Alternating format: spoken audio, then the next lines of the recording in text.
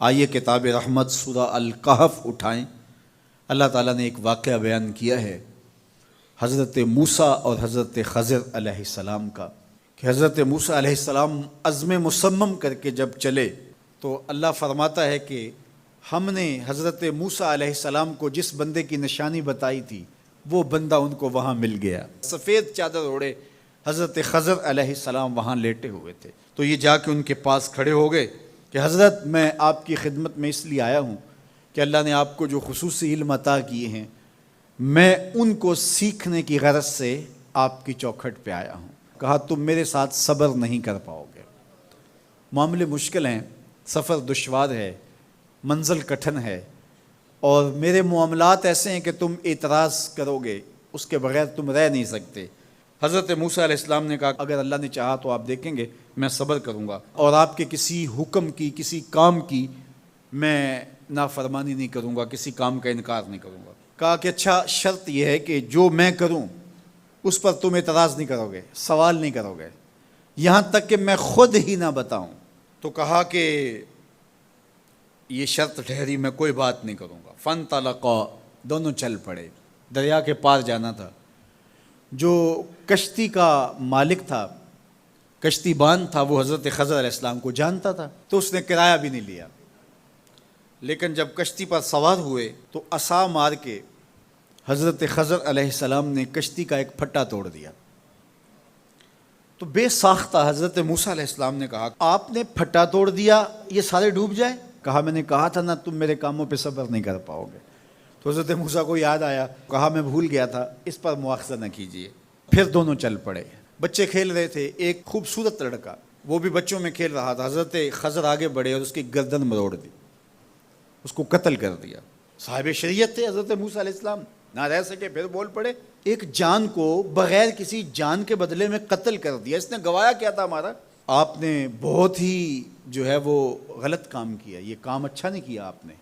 کہا میں نے کہا نہیں تھا کہ تم میرے ساتھ صبر نہیں کر پاؤ گے۔ کہا ایک موقع اور دے دیجئے، اب اگر میں نے کوئی اعتراض اٹھایا تو پھر دوبارہ مجھے آپ اپنی صحبت میں نہ رکھیے، عذر تمام ہو جائے گا۔ پھر دونوں چل پڑے، یہاں تک کہ ایک بستی میں دونوں آئے تو آپ نے بستی والوں سے کہا کہ ہم مہمان ہیں، آپ ہماری مہمان نوازی کیجیے، کھانا کھلائیے۔ تو انہوں نے انکار کر دیا، کہا کہ ہم تو آپ کو بلایا نہیں ہے، آپ خود آئے ہیں، آپ اپنے کھانے کا خود انتظام کیجیے۔ گزر رہے تھے گلی سے تو ایک دیوار گرنا چاہ رہی تھی، تو جلدی سے اس دیوار کو مرمت کر دیا۔ کہا حضرت ہم اگر چاہتے تو اس پہ اجر لے سکتے تھے، انہوں نے ہمیں کھانا تک نہیں دیا اور ہم ان کی دیواریں سیدھی کر رہے ہیں۔ کہا اب تمہاری میری جدائی ہو گئی، تم نے یہ بھی اعتراض کر دیا۔ تو انہیں یاد آیا کہ وہ یہ بھی اعتراض ہو گیا۔ اب میں تمہیں بتاتا ہوں کہ یہ 3 کام میں نے کیوں کیے۔ اللہ اکبر۔ اب سنیے، قرآن ہمیں بتاتا ہے کہ ظاہری علم بھی ہوتا ہے لیکن کوئی باطنی علم بھی ہوتا ہے۔ کہا وہ پہلی بات کشتی والی سنو، یہ 2 مسکین بچوں کی کشتی تھی، ان کے گھر کا چولہا اس کی کمائی سے جلتا تھا۔ دریا کنارے کنارے ایک ظالم بادشاہ رہا تھا جو لوگوں کی کشتیاں چھین رہا تھا، ہم نے تھوڑا سا عیب لگا دیا، وہ ٹوٹی کشتی چھوڑ کے چلا گیا۔ اب وہ تھوڑے سے پیسے لگا کے کشتی مرمت کرا لیں گے، گھر کا چولہا جلتا رہے گا، بتاؤ اچھا کیا یا برا کیا؟ کہا رہی بات اس بچے کی جس کو ہم نے قتل کیا، اس کے ماں باپ مومن تھے، نیک تھے، صالح تھے، بچے نے بڑا ہو کے بہت برا ہونا تھا، ہم نے اس کو قتل کر دیا، اللہ اس کے بدلے ان کو بہتر اولاد دے گا۔ علماء تفسیر نے لکھا ہے اس بچے کے بدلے میں اللہ نے ان والدین کو ایک بیٹی عطا کی جس کی نسل سے 70 نبی پیدا ہوئے۔ دیوار کی کہانی بھی سن لیجئے، یہ شہر کے 2 یتیم بچوں کی دیوار تھی اور اس کے نیچے ان کا خزانہ تھا اور ان کا باپ بڑا نیک تھا۔ خزانہ دیوار کے نیچے ہے، دیوار گرنا چاہ رہی ہے، کسی معمولی دھکے سے گر جاتی۔ 2 ہی صورتیں تھیں، یا وہ بچے خود اپنا خزانہ اٹھا لیتے یا لوگ اٹھا کے لے جاتے۔ لوگ اٹھا کے لے جاتے پھر بھی ہاتھ میں کچھ نہ آیا، اور اگر وہ خود اٹھا لیتے تو بچے ہیں، بچپنے کی وجہ سے وہ اس کو اڑا دیتے۔ تو ہم نے اس کے اوپر دیوار کھڑی کر دی، جب تک وہ اس قابل نہیں ہو جاتے کہ یہ خزانہ نکال کے اس کو صحیح مصرف پہ لگا سکیں، اتنی دیر تک دیوار گرے گی نہیں۔ اللہ اکبر۔ وہ کسی وجہ سے دیوار قائم رہے گی، اور جب وہ اس عمر کو پہنچ جائیں گے جس عمر میں وہ اس خزانے کو سنبھال سکیں گے تو پھر دیوار خود بخود گر جائے گی اور یہ خزانہ نکال کر کے اپنے کام پہ لے آئیں گے۔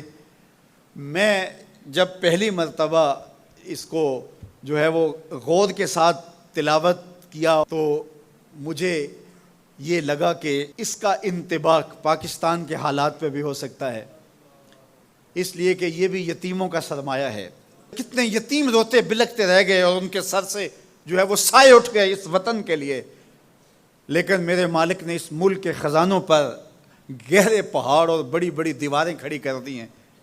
جب تک یہ قوم بلوغت تک نہیں پہنچے گی اتنی دیر تک وہ خزانے ظاہر نہیں ہوں گے، اور جب یہ قوم اپنی بلوغت تک پہنچے گی، شعوری بلوغت، فکری بلوغت، علمی بلوغت، اور رب سے جو وعدہ کیا تھا پاکستان کا مطلب کیا، لا الہ الا اللہ، جب اس بلوغت تک یہ پہنچ جائے گی، اس وعدے کی تکمیل ہوگی، پھر رب دیوار ہٹا دے گا اور پاکستان کو اللہ اتنے خزانے دے گا اور پاکستان ایسا مالا مال ہوگا دنیا دیکھنے آئے گی انشاءاللہ۔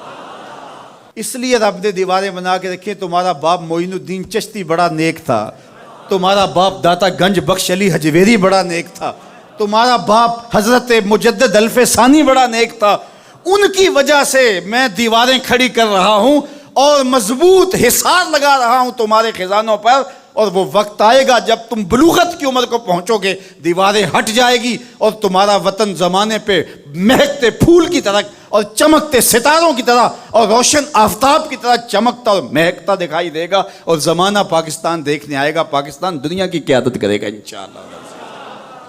تو کہا یہ تعویل ہے ان باتوں کی جو باتیں میرے رب نے مجھے بتائی، اور یہ میں نے اپنی مرضی سے نہیں کہیں، اور جو میں نے کیا اپنی مرضی سے نہیں کیا۔ تو یہ باطنی باتیں ہیں، شاید یہ باطنی باتوں کے جوش میں یہ بات بھی میں کر گیا۔ وہ کیا کسی نے کہا تھا کہ بھری محفل میں ایک راز کی بات کہہ دی، بڑا بے ادب ہوں سزا چاہتا ہوں۔